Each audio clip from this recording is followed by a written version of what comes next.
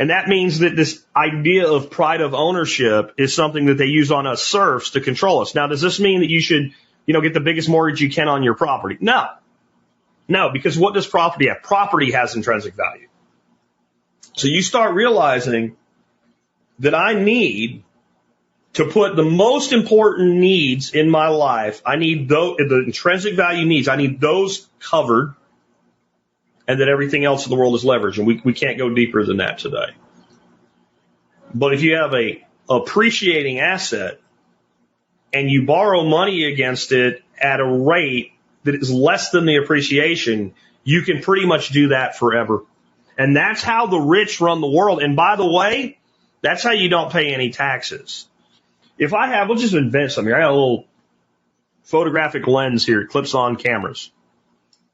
If this was worth $10,000 today, but I knew that conservatively it would be worth $20,000 in 5 years, I could borrow $1,000 against it pretty much forever every year. So every year I get $1,000 and I use the next loan to pay off the existing loan. And as long as it keeps appreciating at that value, I can do that for almost ever. So I have $1,000 a year in income. It could be $1 million a year in income. Income in that it's coming into my hand that I can spend. The number is irrelevant. It doesn't matter. But tax-wise, none of it's income. It's zero income in the form of taxable income because I borrowed it. I wasn't tendered it as consideration. I borrowed it. I incurred a debt. This is why the rich owe so much money. But when you try to do that at a consumer level where your cost of capital is, getting eroded and your cost of debt is high, it doesn't work for you. So don't think you can just go out and borrow yourself into prosperity. But this knowledge can work for you if you use it. You also need to understand what you can and you can't control. You can't control United States monetary policy. You can't vote it to be changed. It won't happen. Your side can win every election next time. Every election. From dog catcher to president of the United States and the monetary policy, you're not going to change it.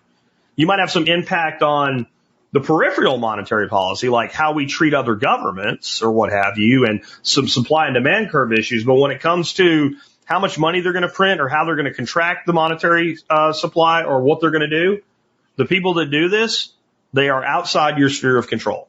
It doesn't matter who the president appoints as the next chairman of the Federal Reserve. They're a mouthpiece for the people that make the decisions. So since you can't control that, you need to stop worrying about it. You control how much you earn and how you store your wealth. So think very hard. I'm not going to say then put all your wealth into Bitcoin. You have to make your own decisions.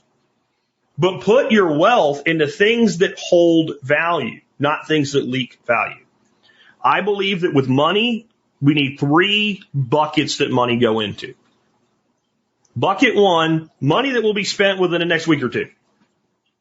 I don't mind transacting in Bitcoin if the other side will take Bitcoin. I'm not worried about volatility across that time frame at all. It's insignificant because even with a pretty good sized move, up and down will balance out.